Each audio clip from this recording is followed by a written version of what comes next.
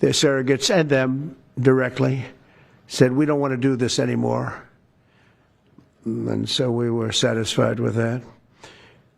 In addition, yesterday we achieved a total reset with China after productive talks in Geneva. Both sides now agreed to reduce the tariffs imposed after April 2nd to 10% for 90 days as negotiators continue in the larger structural issues. And I want to tell you that a couple of things. First of all, that doesn't include the tariffs that are already on, that are our tariffs, and it doesn't include tariffs on cars, steel, aluminum, things such as that, or tariffs.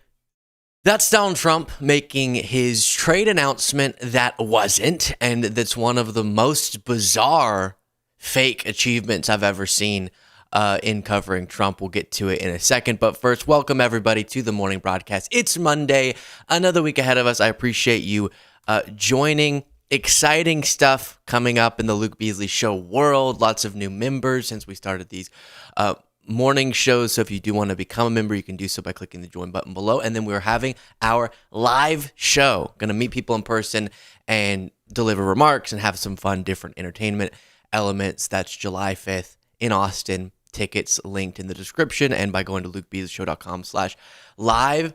With that being said, Trump yesterday and his trade team came out, and, you know, the UK trade announcement was kind of, okay, that's, it's all right. It's not horrific, but this China, it's just, I'll show you the meme again, but the meme people have pointed to, which is Trump imposes a problem, and then his followers go, oh, no, the problem's actually good, and like, this is how we get manufacturing jobs back to America. And then he walks back on it or bends the knee, and then that's supposed to be the victory. The Guardian reports China and U.S. agree 90-day pause to trade war initiated by Donald Trump. So he imposed high tariffs. Now he volunteered pausing them, and then, as he mentioned, not all of them, but they won't be 145% anymore. And now we're supposed to applaud the achievement of him getting us back to not even where we were before. I'm confused. China and the U.S. have agreed a 90-day pause to the deepening trade war that is threatened to upend the global economy, with reciprocal tariffs to be lowered by 115 percentage points. Speaking to the media, you have Scott Bessent saying this is all just amazing, but U.S. tax on Chinese goods will be lowered to 30%. 30% still a ton, and will be a price increase. Whereas Chinese duties on U.S. goods will be lowered to 10%. That's because the U.S. tariffs include a 20% rate imposed by Trump before the latest trade war, which he says it has something to do with the fentanyl crisis. We're going to tariff fentanyl so powerfully. Thank you so much already, my goodness, to Cole for becoming a member very quickly. I appreciate it greatly by clicking that join button below. That's how we make the show possible. All the new folks becoming members. It really does warm our hearts, and we appreciate it greatly. And then he has posts like this. Fact sheet, President Donald J. Trump secures a historic trade win for the United States. So what's the trade win? Let's read. On the heels of the sort of deal with the UK, all this outlines is that they're pausing the tariffs that they escalated against each other to engage in negotiations while high tariffs remain on Chinese goods. It's not 145% high, but high nevertheless. Why are you the way that you are? What are we... MAGA. We're not... Like, we'll talk about this live stream, which, by the way, today I was trying to figure out how do we break up the weekend's news into the morning show, and then we have our nightly show, which is the main show, and that's the segments you see uploaded on the YouTube channel, and then we have a bonus show. How do I divide up? There's so much. Where do I talk about it all? So just tune into everything today because there's so much. But if there's any subject that in one of the shows you think, why didn't he talk about this? It's probably because it was being talked about somewhere else. But one thing we will get to in this morning show is the announcement on prescription drugs. And that I'm always going to be skeptical when he makes big, bold, potentially good announcements because often he doesn't follow through on them or there's some catch. But I'm willing to say if this goes through and works, then great. I would love for prescription drugs to be lowered.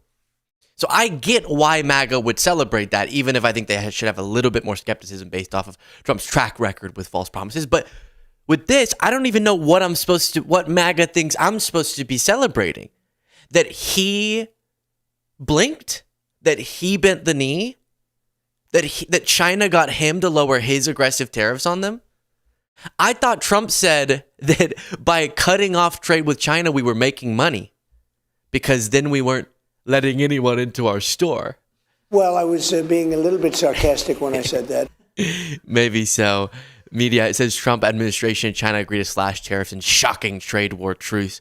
It is shocking. It's shocking that they're trying to play this off as some sort of win. Now, everybody, get your caffeine, get energized, because you're going to get really sleepy whenever you hear Scott Bessent here. But let's try to listen to the Treasury Secretary. And what we have is a 90-day pause on the reciprocal tariffs. Both sides de-escalated by 115%. So we are both at 10 on the reciprocal tariffs. The fentanyl-related tariffs, which President Trump put on in February, are still on. And over the next 90 days, we have a mechanism to meet with the Chinese trade delegation. Again, we will be discussing tariffs, non-tariff trade barriers, currency, and there's subsidies of labor and capital, and how we can open up China to American businesses and rebalance what is our most... Imagine Scott Bessent on a date. I was just thinking about that. Hi, the beauty of the dimensions of your face really get me feeling wowsy. Wowza, I am bricked up. You are very symmetrical. I can't wait to lower my clothing restrictions. Do not come. I'm sure he's quite the flirt, but okay. So, in other words, do you remember when I said, hey, how about you ask these countries to negotiate first and you make your demands first, and then if they don't comply or they don't concede on anything, then you make trade threats or trade actions. Now they're saying, essentially, they came out and said Luke was right, I guess. Thanks. But they're saying now we're to the negotiating phase. So all of that was for nothing? All of that, and then there's still pretty high tariffs. Oh, Congressman Auchincloss responded to this. Going to be covering throughout the morning and need to learn more about is this 90-day de-escalation in terms of the trade war between the United States and China. What is your reaction to this agreement? You got to give credit to Trump as a marketer. He creates uncertainty and havoc by raising tariffs and then claims victory when he lowers the tariffs that he himself put in place, right? All this does is extend uncertainty for another 90 days. I've been talking to big businesses and global investors. I've been talking to small businesses, including in the biggest city in my district that voted for Donald Trump. I talked to labor unions. They're all saying the same thing, which is uncertainty is toxic for business. It's for hiring decisions, for investing decisions. And he's just kicking the can down the road for more uncertainty. Yeah, exactly right. So that's the game that Trump's playing. For him, I guess he sees it as advantageous in that he's constantly getting to make quote unquote win announcements, whether or not he's actually getting any wins. But it still does damage. So it's not just that, well, that was for nothing. Is the traditional method not working, Gene? Interesting. Okay, sorry. Apologies if I missed anything, guys. Thank you to Agoratism for the gifted membership. Courtney Daffern, thank you so much. Saying we're keeping her sane through the chaos. That's what we try to do. We try our very best. And speaking of the chaos, here's the meme I was referring to. Trump says I'm adding tariffs. MAGA says they'll create jobs. Trump says he's removing tariffs. MAGA says art of the deal. Trump says he's adding tariffs. MAGA says this will create jobs. Trump says he's removing tariffs. MAGA says art of the deal. And we go on and on and on. And meanwhile, as was mentioned by Congressman Auchincloss, the certainty, you don't know if tomorrow he's going to bring it back to 145%. You don't know if tomorrow it's going to go to 0%. So you can't, the thing he says that is supposed to come of this, now some of his defenders abstract this, but supposedly it's supposed to be that U.S. jobs are created here because there's more manufacturing, because he prevents importing of goods, right? So that's the economic theory. And we've talked about if you use that more targeted, it could work. But the way that he's doing it doesn't make any sense because we're not going to cut off all global trade. That just doesn't even make, it doesn't make sense. It's not economically viable. But if he keeps toggling the tariff rate, then companies won't even think it makes sense to onshore jobs. They just have to kind of see it through and wait. Now, if he implements something permanent, I'm going to make it difficult for your business structure to import from China by imposing this, and that's going to be permanent. Then the decision might be either we're going to take on that higher burden of a cost, or we're going to pass that cost on the consumer, or we're going to try to manufacture, most likely it won't be in the United States, but a different country that's not China. But that doesn't work when Trump's just flipping it around all the time, because they don't know if all of a sudden the adjustments of their business strategy will make no sense because he changed it 15 different times. But meanwhile, I guess he sees himself as getting political wins. Charles Gasparino, who's a Fox contributor, said both sides blinked, and then he said, breaking Trump raised tariffs on the world, the markets, particularly the bond market, which we need to finance our debt, rebelled. Trump then was forced to back off. End of story. Film at 11 of the president spinning this as a major victory. Yeah, exactly right. I guess the notion that tariffs will pay down the deficit and for the tax cuts is off the table. And then you have that. Can somebody clarify what the actual goal is here? Because if it's to ultimately get every country to lower trade barriers and lower tariffs, then why is he saying this is a mechanism to bring jobs back to the United States? But if it's a mechanism to bring jobs back to the United States, because the tariff is the point and that's how you do it, according to his economic logic, then why is he celebrating whenever he lowers the tariffs and sometimes floating that maybe they'll go together or they'll go away altogether?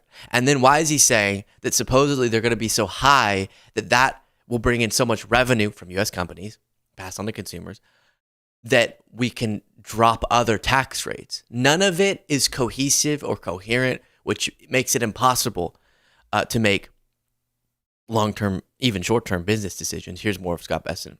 We have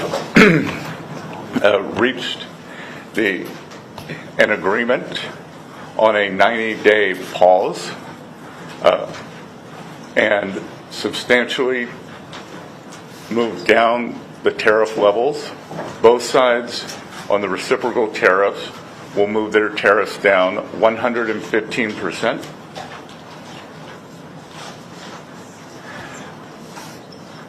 We had very robust discussions.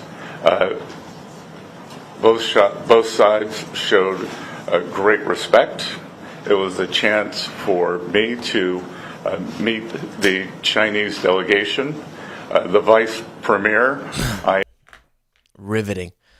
Riveting stuff there from Scott. Let me just make sure. Yeah, it's looks like it's good to go there. All right, let's jump to something different. I've been meaning to talk about this for a while, but Bernie Sanders did this interview on Fox News where he talked about a number of different subjects. We'll get to what was the one viral moment from this, which was him being confronted about flying private, and that's what it was titled about. But a lot of the interview was good, and I think that other Democrats, it's not that Bernie's perfect on his messaging or perfect on his electoral strategy, but he's tapping into a concise, clear message and policy stance that is way closer in this moment to what is needed, and what I think more and more people are resonating with what is needed. not just a clear anti-Trump message, that's crucial, but then also comprehensive systemic alternative policies. And so let's walk through this and then we'll end with the private jet fiasco. Yeah, welcome back to Special Report. Good to be with you. You wrote after the November 6th election this: it should come as no great surprise that a Democratic Party which has abandoned working class people would find that the working class has abandoned them. First it was the white working class, now it's Latino and black workers as well. While the Democratic leadership defends the status quo, the American people are angry and want change, and they're right. For more than I agree with what that guy said. That guy said, go on record. 100 days in, is it the same thing? Absolutely. Look, Brett, what we don't do as a nation is take a hard look at where we are on the issues of most relevance to ordinary people. Where are we? In the richest country in the history of the world, 60% of our people are living paycheck to paycheck. We have the highest rate of childhood poverty of almost any major country. We have the highest rate of senior poverty. 22% of seniors in America today trying to get by on $15,000 a year or less. Meanwhile, the people on top have never ever had it so good. One guy owns more wealth than the bottom 53% of the American households. Most people understand that is insane. That is absurd. There is no reason why we should be the only major country not to guarantee health care to all people, why we have a housing crisis, why our kids can't afford to go to college. So why do you think, and so that's laying out the problem, then you have to lay out the solutions, right? And so what he's laying out there is that it seems absurd that with the wealth, the just sheer wealth that is present in the United States, we couldn't provide a better, more comprehensive minimum standard of living to every American. Other countries have proven that that's very possible, even when they don't have the level of wealth that we have. But we just choose to allow it to be so heavily concentrated. And it's not that people won't still get exorbitantly wealthy. And I think I'm even more to the center than Bernie on probably our belief on even if there should be billionaires. I think it's fine if there are, but we could have a much more comprehensive tax structure to fund programs more robustly and to provide that minimum standard to folks. Jared Frank gets his chat for being a member for 12 months. And he said, "Morning, Luke, Jaden, and beautiful, clean Cole." Come on, play that call. Clean, beautiful Cole. There we go. Got my ticket for the live show. How has it already been a year that I've been a Beasleyan? That's crazy. Since we switched over to be clear, to Jared's credit, he's been a member on different platforms for much longer than that. But since we switched over to YouTube, that is crazy. And yes, again, link in the description. We're doing a live show in Austin, Texas. I'll stay as long as it takes to meet everyone for anyone who goes. And July 5th is going to be epic. LukeBeasleyShow.com/live. Thank you to everyone, including Jared, who's already gotten their tickets. It's very exciting to see those coming through. I get very excited every time. All right, checking back in on this interview. Fight the oligarchy. You've seen big crowds. Huge crowds. Explain it. Why do you think it's happening? I think, and by the way, we actually have information on this, Brett. It's not just, I'm an independent. We attract a lot of Democrats. It is not just Democrats coming out to our rallies. It is Republicans. It is a lot of independents. And why is that? I think there are a few concerns. Number one, when Trump gets inaugurated and standing behind him are the three wealthiest guys in America, Musk, Bezos, and Zuckerberg. And standing behind them are 13 other billionaires that Trump has appointed to head up major government agencies. People are really saying, really? This is a government of the billionaire class, for the billionaire class. People are worried about that. The other area, big deal, is the movement toward authoritarianism. You don't have a president of the United States suing the media because they did stories you don't like. You don't have federal... And then goes on to the authoritarian threats that we talk about daily. Thank you to Cher, who said, "So happy to be part of the community. Thanks for all your content." Thank you so much, Cher. Ben Musa, very generous super chat there. And then Bill Swan, thank you for the super chat. The part of the reason we're analyzing, obviously it's not going to be Bernie, kind of past his time to be the candidate. And I don't even think it's going to be AOC, but they're the ones right now actually at least delivering a very exciting alternative message. So someone's going to need to resonate with that, the parts of it that work really well and that matter. And if you can't put together a compelling message against Trump when he's this oligarchical, first try that word, and this authoritarian, I got that one. I don't know what you're doing, okay? I don't know what you're doing with your life as a Democrat if a compelling message and set of policy prescriptions can't be put together and to be a juggernaut campaigns across the midterms and then into the presidential election against even just as he referenced the imagery of Trump with the oligarchs standing behind him at his inauguration, donating to him. He's doing these tax cuts. He's dismantling the government in their favor. You gotta be able to figure that out. A lot of people who look at this and say the government is bloated. It's out of control. It's $37 trillion in debt. Do you think the federal government, does it need to be cut? The federal government needs to be made more efficient. In some ways, it should be expanded. In other ways, cut. If you're asking me, is the federal bureaucracy a problem? You're damn right it is. Can we make it more efficient? Absolutely. Absolutely. Isn't that what Doge was trying to do? No, but Doge was you don't make it more efficient by laying off thousands of workers at the Social Security Administration so that seniors can't get their benefits and their concerns addressed in a timely manner. You don't make the system more efficient by threatening to lay off 83,000 workers at the Veterans Administration, which will clearly impact the health care that our veterans receive. Exactly. Thank you to Bridget and Benjamin, by the way, for the super chat. That's something we need. I saw Pete Buttigieg speak to that very well, and then Bernie spoke to it pretty well there, which is you have to acknowledge to people, otherwise you sound crazy, that of course, we want the department, we want efficiency in the government. So the concept is fine. It's great that we're going to implement through an agency that focuses on this. Now, this should kind of be Congress's job, but okay, it's an agency that does it, and it seeks solutions to efficiency problems in the government. Fine. But then you have to go on to explain why Doge is so destructive. They're not doing, we looked at the waste they're creating by the people they're firing who made the government more efficient or brought in revenue to the government. And not to mention wasted resources when they've cut off the functioning of agencies before they've used certain resources like food support and stuff. And so they actually can't even accomplish the efficiency goal. And I guess it's 3 points. That, number two, the amount they said they were going to find to cut out, they've gotten like peanuts, as Trump would say, compared to it.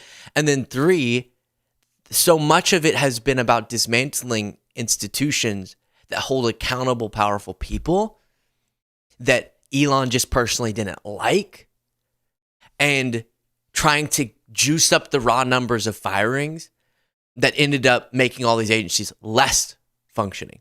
And so that's the story. It's not we're against a Department of Government efficiency on principle. The principle's fine. It's that the practice, how they've actually gone about this, has been trash. For people's head. You've gotten criticized from other people. Free Beacon. So this is the private jet debacle. Oligarch, it's over people's head. You've gotten criticized from other people. Free Beacon says Bernie Sanders spent $221,000 on private jets fighting the oligarchy tour, paid for by friends of Bernie Sanders. That you've spent millions of dollars in campaign funds on private jet travel over the years. How do you push back on both of those things? When's the last time you saw Donald Trump during a campaign mode at National Airport? No, it doesn't. But he's also not fighting the oligarchy. No. You run a campaign and you do 3 or 4 or 5 rallies in a week. The only way you can get around to talk to 30,000 people. Think I'm going to be sitting on a waiting line at United waiting, 30,000 people are waiting? That's the only way you can get around. No apologies for that. That's what campaign travel is about. We've done it in the past. We're going to do it in the future. And you think that this is hitting a mark? You think it's scratching the itch that voters want to hear from? I think at a time when the people on top are doing phenomenally well. All right, so let's talk about this because this is going to keep getting attention, and I'll show you some CNN discussion about it as well. His point's fine, which is, what? How would I even do this?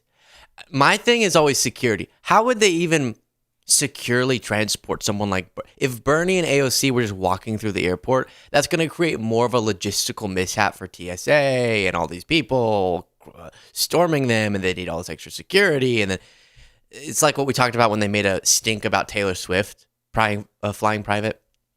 You would have a genuine, it would be way less efficient because of the amount of people who would be mobbing trying to get Taylor Swift if she just walked through a normal airport.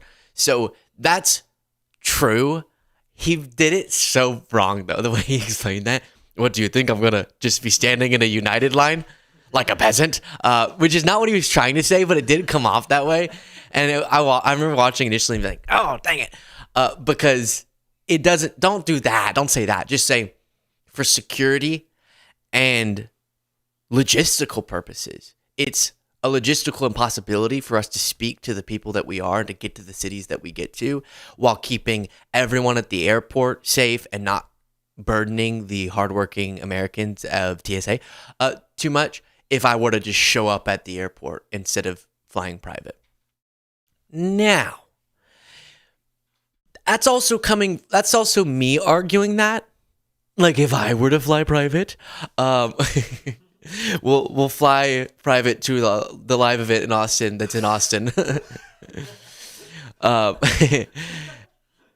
because I have long said that as we maintain a capitalist system, but add extra programs, regulations, guardrails to enhance that system. Right? We're regulating that capitalist system. That then means my principle isn't that you can't spend a lot of money on things if you have it, as long as you're paying your taxes, and maybe those taxes should be higher, right? That you can't be lavish. I don't have a principle against that because of, now I know, so Bernie might get extra criticism because he's not, I think, I think kind of shifts. He's not proudly for capitalism necessarily staying in place, but I think he actually is with his policy prescriptions, but just distances himself because of the stink around, understandably, capitalism. But if you're like a full out socialist or communist, which is not Bernie, I maybe understand the criticism a little bit more because maybe you have different beliefs about even what type of spending should be present.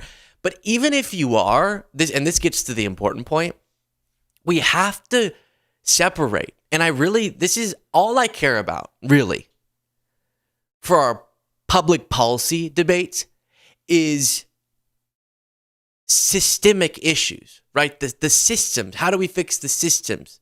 How do we, at the public policy level, address climate change? At the public policy level, address poverty, address wealth inequality?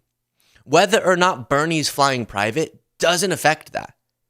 It doesn't affect it.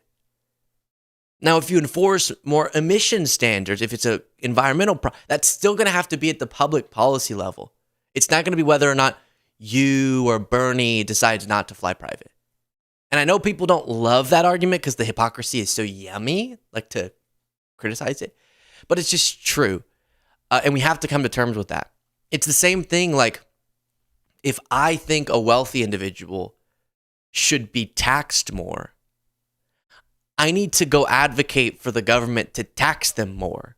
I don't need to be mad at them for not voluntarily giving more of their money to the government. Like, you can just donate money to the government. And I'm not mad at them for not being like, here's an extra $100,000. It's obviously a systemic, structural policy fix that needs to happen. And sometimes we waste so much oxygen arguing about these individual cases that really mean nothing in the grand scheme of things. When we could talk about something, as Bernie is flying to talk about at these events, that is more consequential. But do I see the imagery problem with him going, "What do you think I'm going to wait in the United line?" as he's talking about fighting the oligarchy? Yeah, I do. Now, this little CNN debate about it there's so much packed into here. There's just weirdness and some points I agree with, and it's all funky. Thank you to everyone who's joining, a big audience today.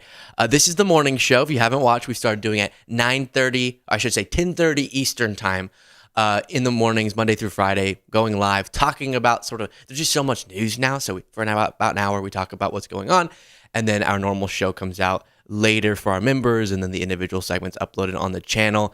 Thank you to everyone joining by clicking the join button below to become a member. You get the little badge. We can see you better, and you get the bonus show and support the work that we do. One more reminder that we are doing a live show in Austin, Texas. Get your tickets. I'll be there. Jaden will be there. Cole will be there. We'll have entertainment. I'll be speaking. It'll be great. I'll meet all of you, and we'll have a really good time while talking about the issues that matter. And you may have to wait in a line, okay? I don't know. You might have to wait in a line. If you come, Bernie, I'm going to make you wait in the same line as everyone else. Here he is. Can you fight the billionaires from Coach? The answer is apparently no from Bernie Sanders, who's getting heat for flying private jets to and from his Fighting the Oligarchs rally with AOC. Check out this explanation. When's the last time you saw Donald Trump during a campaign mode at National Airport? No. It doesn't. But he's also not fighting the oligarchy. No. You run a campaign and you do 3 or 4 or 5 rallies in a week. The only way you can get around to talk to 30,000 people. Think I'm going to be sitting on a waiting line at United waiting, 30,000 people are waiting? That's the only way you can get around. No apologies for that. That's what campaign travel is about. We've done it in the past. We're going to do it in the future. According to the FEC, the Sanders campaign committee has spent more than $200,000 on his private jets just in the last quarter. That is actually quite a lot of money. I have to say this. My very first story out of Washington for Politico was about a politician, Chuck Schumer, flying on private jets, and I am here today to tell the tale, but which is not saying a lot for politicians. I mean, Chuck, tell me what the moment was in that answer that you thought, oh, this is going wrong. The United thing, because we all you're a man of the people. How dare I have to be with the people, right? That's what, look, it's a cheap question. It's a smart alecky question. So it wasn't a serious question. It was kind of trolly. But his answer was terrible. You can't defend this answer. Hey, buddy, we all have to stand in line. We all have to do this. Even if you have 1K privileges, you're still standing in line. You still have to do this. You got to go through security. It definitely came across as I'm not going to stand in this line. And did you hear him? He mentioned Trump. Well, I'll remind him, Donald Trump, doesn't he own his plane? That is much different than Bernie Sanders going around on the plane. All right, so let's stop there. Thank you so much to Amanda Belcher for becoming a member and analyze so far what we've seen. The person currently on screen, you show this, Jaden? Currently on screen is, I don't know what the hell that point was, okay? The Chuck Todd sometimes is a little, but it's a fair point. That answer, don't say, what am I going to wait in line with the other people? Don't say that. But he also acknowledges it's kind of a dumb question. So I appreciate that. And then this Republican strategist goes, well, doesn't Trump own his plane? I guess he's saying, I guess he's saying Trump owns it personally. So it's not campaign funds funding it. Maybe that's his argument. But just a very bizarre argument. And then what I want to get to in a second is, whilst, yes, Bernie coins himself a man of the people, fighting the oligarchy. So when you do lavish stuff, you're going to get criticized for it, and you can kind of mostly ignore it because it's the public policy we really care about. But would we all? I love the environment. I'm a big environment guy. I know the most about the environment of almost anybody that I know. And so I never want to hurt it. But man, I'd fly the hell out of private. Okay, if I got the option. Oh my goodness, airports these days, you're getting cancellations. A baby's crying. An adult person's crying for some reason. That happened the other day. not the other day, but like a while ago. At some point, somewhat recently. You get the point. I was sitting and I just hear bawling behind me. And I'm thinking, that sounds pretty old for a baby to be crying like that. And then I kind of turn and look, and it's just a full-grown woman. And I'm so sad. And then the person next to her is also a stranger, but is like, hey, what up? What's wrong? This is an early flight. Do we need to be sobbing? No, but I'm sure she was going through something, so she started talking about it. And then my boyfriend didn't want to be my boyfriend anymore. And I was heartbroken for her, but I was also heartbroken for myself because I was wanting to sleep, okay? And then these days, you're like, oh, Luke, well, here's how you can get through that. Drink before, maybe is your suggestion. I don't know if that was going to be your suggestion, but maybe it was. Thank you. Oh, my gosh. Nanit? Is that Snowden? Thank you so much for the gifted, a member for 10 months saying howdy. Thank you so much. And then Neon Druid. Thank you for becoming a member by clicking the join button below. I really appreciate it. So, okay, so now we're on the drinking. You said I should drink. Fine. But then I go to the airport bar before the flight. Now I'm not talking about an early morning flight. Now I'm talking about an evening flight, okay? I realize that could have gotten mixed up in a translation. I'm not drinking at 5 a.m., obviously. And so then I go to the airport bar. And every single seat is filled. So then that idea doesn't work.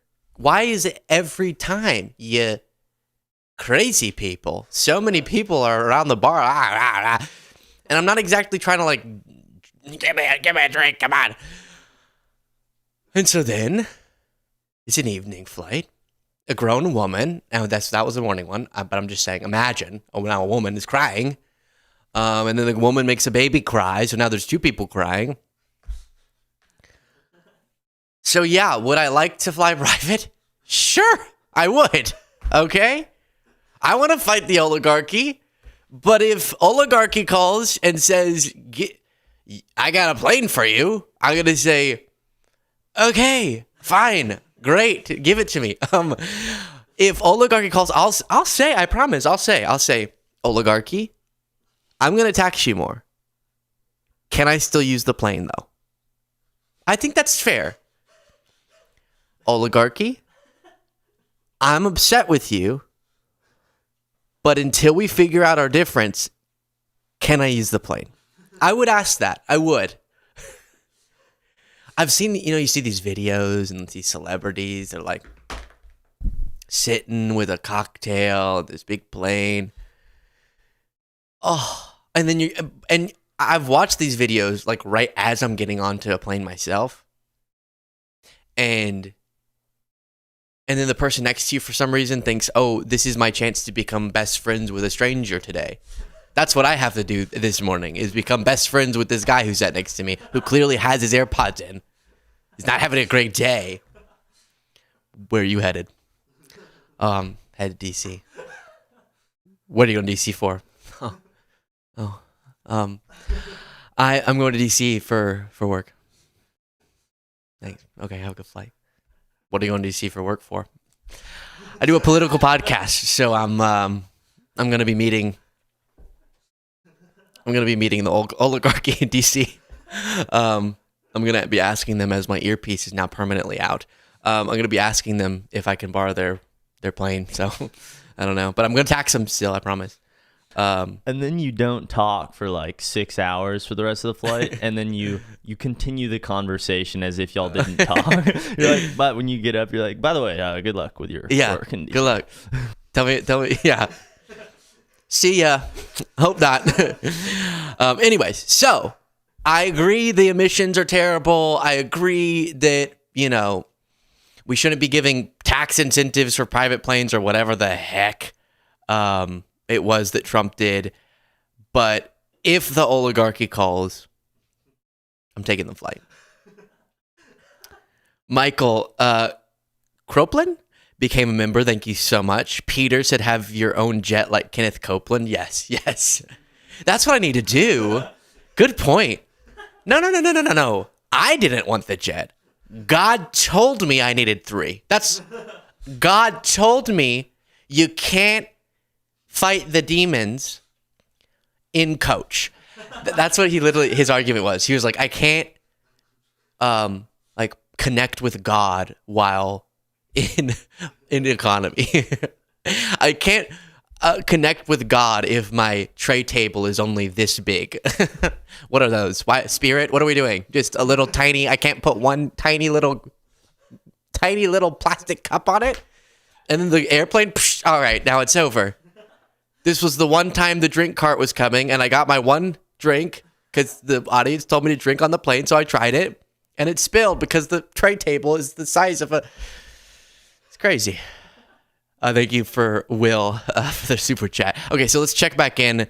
Trump owns his plane. We all have to do this. Even if you have 1K privileges, you're still standing in line. You still have to do this. You got to go through security. It definitely came across as like, I'm not going to stand in this line. And did you hear him? He mentioned Trump. Well, I'll remind him, Donald Trump, doesn't he own his plane? That is much different than Bernie Sanders going around on the plane. I think that this is something very, Donald Trump, and the point was right that Brett made, is that he fights against the oligarchy and the rich. He wants to tax all of the rich. And a similar thing to even Bill Gates, who also flies around on his private plane, and he has these concerns about the environment. I think many people look at this and say, well, you're a hypocrite. And I'll say to everybody at home, whether it's a president, whether it's Bernie, vice president, any politician will love to ride on a private plane. And any Luke. But Dark said we should have high-speed railways like Japan. Yeah. Don't make it serious. Now you're making me look like an idiot. Dark in S1231. You trying to make me look like an idiot? Dark in S1231? I know. No, thank you. I agree. Public transit, efficient public transit, is the way that we really address a lot of these issues. But until then, oligarchy? Oh, no.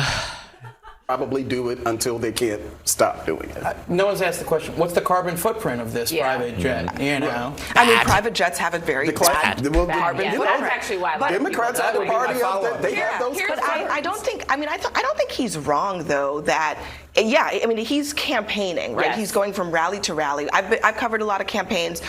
Everybody flies private, including the press, because you cannot make those stops commercial. But it was how the answer came out that I think made it an issue. This is what I have said a long time, is that I don't actually have a problem with people being billionaires. It's the type of billionaire you are. I want to, like, that's the American dream, to start out in middle class and go up the economic ladder. I think when you're saying, like, there should be no billionaires, well, billionaires fly on private jets. That is where I understand what he was saying is, like, it's a means to end because he has to get a lot of places, but the whole story arc is like either you fly like what is or make a schedule that allows you to fly and don't hit as many places as once, or don't knock the billionaires. I could argue the symbolism. What? Okay, it just. Wait, what? Let me hear Chuck's point at the end here. Of going through. I'm old enough to remember John McCain grabbing his suitcase on his own, going and proving, hey, I'm not wasting money. Yeah. Listen, a lot has happened since John McCain was doing that. We watched a video of a person walking two other people like cats, and a different video in a different city of a person training another person to do a role like a dog. It's a different world. John McCain didn't know that you could train a person. Another person could train a person to do a role like a dog and lick themselves. It's a different world, I'm sorry to say to Chuck there, Charlie. But, wow, that really What was the point at the end here by... Yeah, it's not... I'd hate that so much. You can't... I hate it. This is detrimental, what they just said, to our political discourse. Telling people that you can't both believe that we should have a better tax structure to invest more in programs that uplift low-income folks, that uplift everyone with universal programs like universal health care, and to address income inequality, again, through better taxation and better public investments. In public transportation as one example that somebody brought up. Thank you so much to Rin for becoming a member by clicking the join button below. I appreciate it. We have a lot of fun on the bonus show.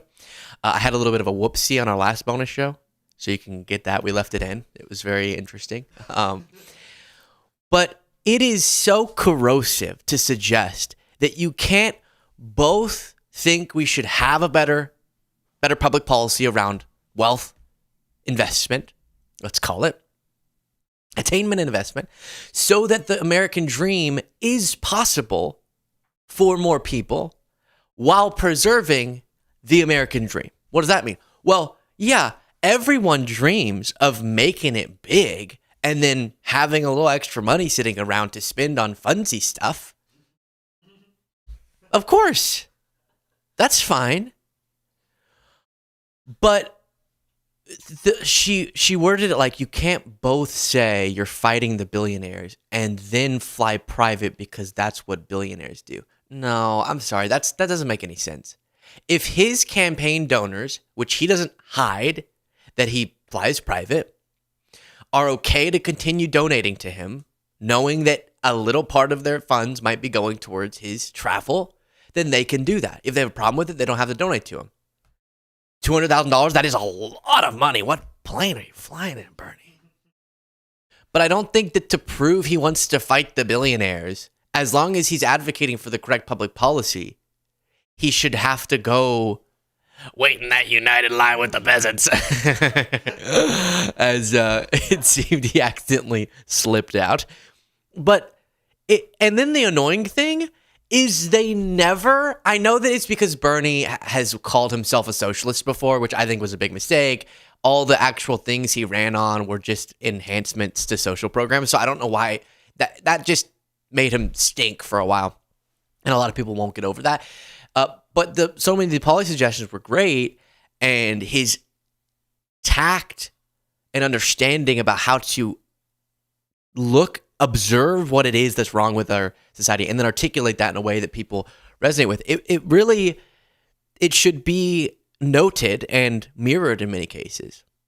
But maybe it's because he's called himself socialist that people are saying, do socialists spin like that? Well, in our current system, yeah. I mean, unless they change it to a different system, yeah, in our current system. You operate within the system that you're in, even if you're trying to change the system. I don't really have a problem with that logic at all. But with anyone else, as long as you have the correct policy, I mean, I don't see it. I don't see but work on the answer though, Bernie. I would say that, Bernard. Work on the answer. Don't ever say, you think I'm going to wait in line? What? I'm going to take my shoes off? I'm going to say, oh, take your laptop out. And then you're going to go a little further. And the next person go, no, your laptop stays in. You go, but what's this doing this thing? Why are none of the airports the same? Bernard's asking this. What, I'm going to stand there in my socks and I'm going to smell the stinky feet of some random person who for some reason can't get the smell of their feet together, and so they take their shoes off and they're all stinky in the public place. And then I'm going to, arms up. Sorry, sir. It's time that I pat down your crotch. I'm going to do that. Bernard Sanders. Yeah, he needs to work on the answer. I agree. Okay. He needs to work on the answer for sure. But the principle, I'm totally fine with. All right, we have more to talk about, but quickly, Mo, thank you for the super chat. Rymore Morris says, is a private plane necessary for a U.S. president? Yes. Is the plane necessary? No. Are weekly golf trips necessary? Absolutely no. Private plane necessary for a U.S. president? Yes. Is this plane necessary? No. Are weekly golf trips necessary? Oh, I see what you're saying. Kind of referencing it's a Qatari donation, was it? We're talking about a different segment, and I'll have the deets for you then. But Trump's accepting this lavish gift in the form of a plane. I agree he doesn't need that plane, and that's ridiculous. And does he constantly fly to golf? Not while saying that we got to cut off aid to Mozambique because we don't have a few extra million sitting around. And then he spends that just going to golf. And then humongous? I don't know what that word is, to be honest. I made a tune spoofing these Stooges. Nice. And then Cookie became a supporter by clicking the join button below. I really appreciate it. All right. Trump posted on Truth Social. Originally, he said, my next truth is going to be the most amazing and most consequential. And then he posted this. For many years, the world has wondered why prescription drugs and pharmaceuticals in the United States of America were so much higher in price than they were in any other nation, sometimes by 5 to 10 times more expensive than the same drug manufactured in the exact same laboratory or plant by the same company. It was always difficult to explain and very embarrassing because, in fact, there was no correct or rightful answer. The pharmaceutical drug companies would say for years that it was research and development costs and that all of these costs were and would be for no reason whatsoever, borne by the suckers of America alone. Campaign contributions can do wonders, but not with me and not with the Republican Party. That's not true. But if you're okay, but let's keep going.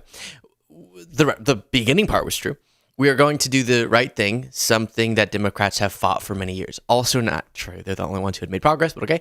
Therefore, I'm pleased to announce that tomorrow morning in the White House, he's going to have an announcement. And this is supposedly the announcement. That prescription drug and pharmaceutical prices will be reduced almost immediately by 30 to 80%. Now,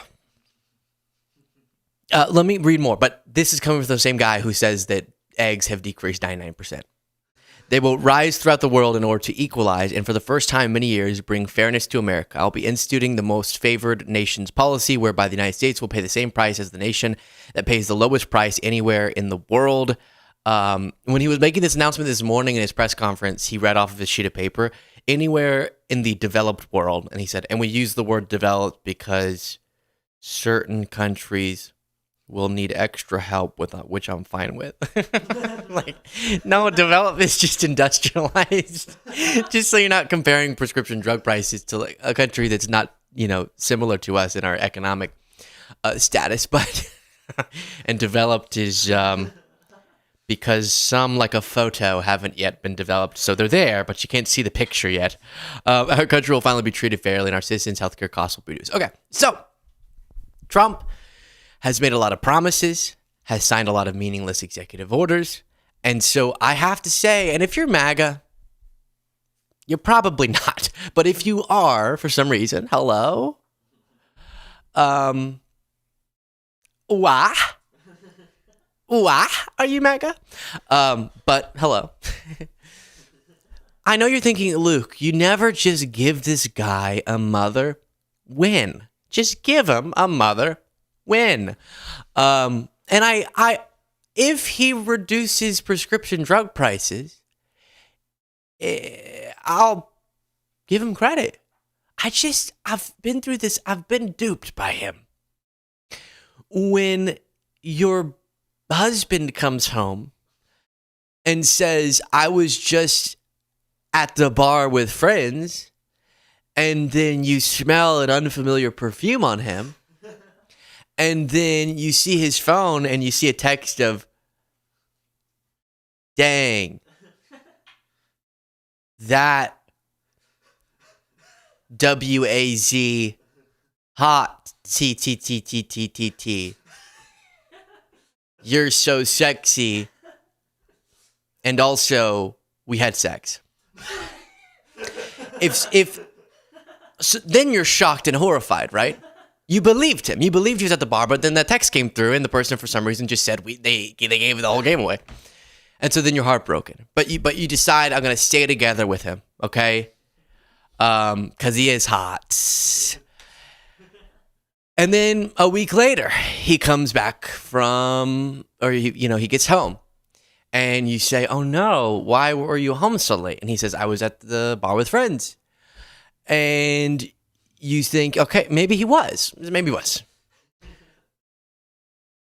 But then someone's private clothing falls out of his pocket. And you're heartbroken. And he admits to you he cheated again. but you stay with him.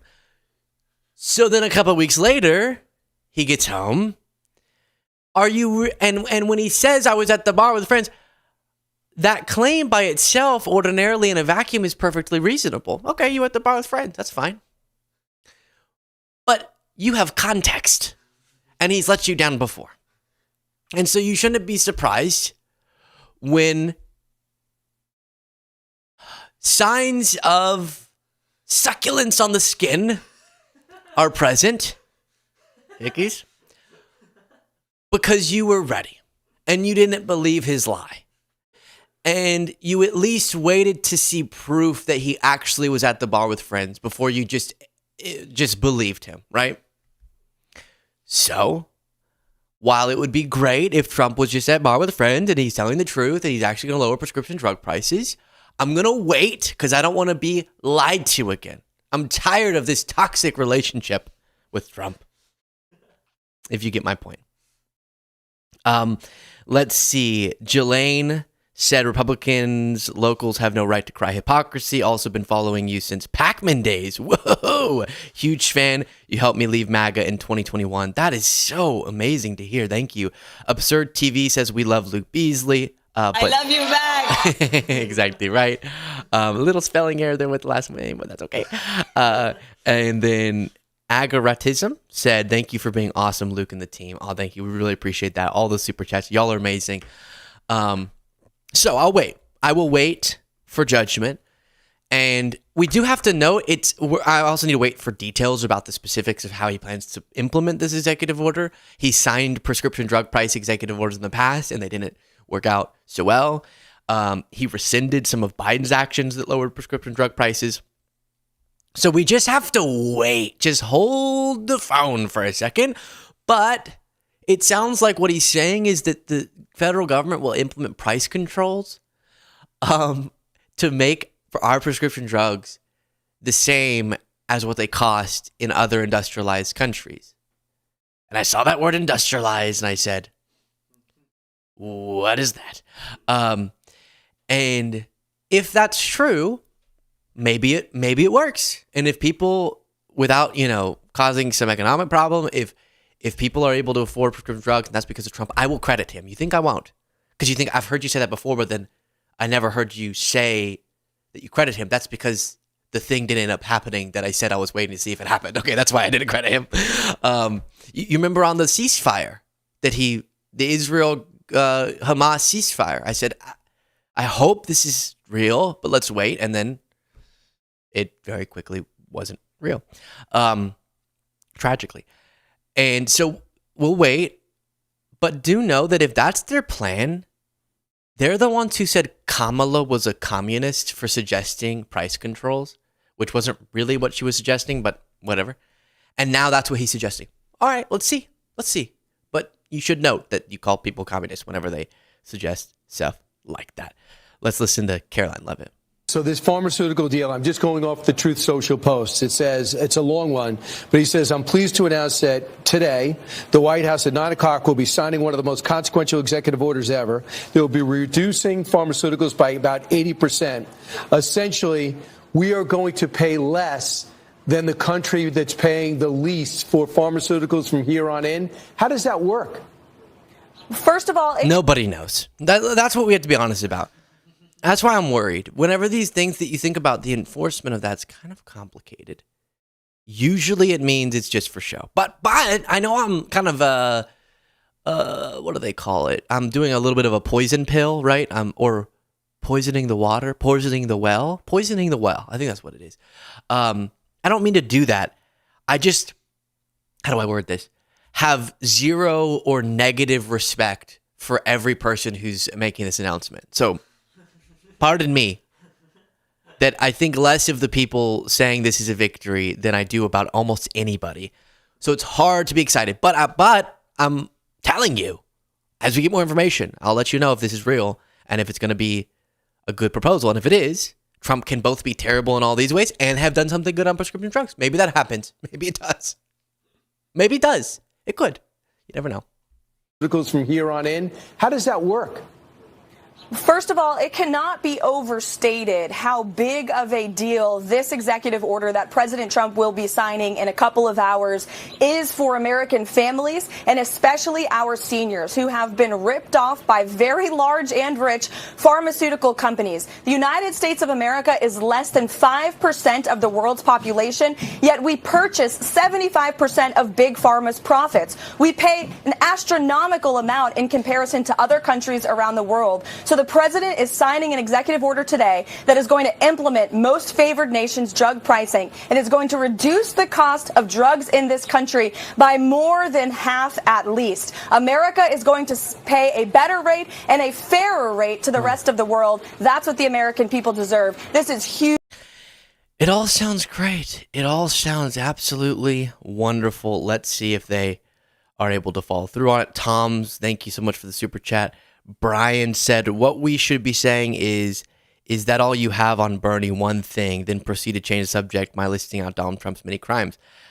Fair. And then Thaddeus said, any collabs with other creators like BTC and Mockler? Yeah, sure. Planned? No, but I would love to. And those are two good friends of the show. And recently we were on the Damage Report. So that was really fun. But BTC and Mockler are great. And thank you to everyone sending those super chats. Click the join button below to become a member. I appreciate all of you so very much. And you're beautiful too. My God. Beautiful. I have such a sexy audience, I guess is kind of what I'm going to come. And on that note, I'll talk to you next time.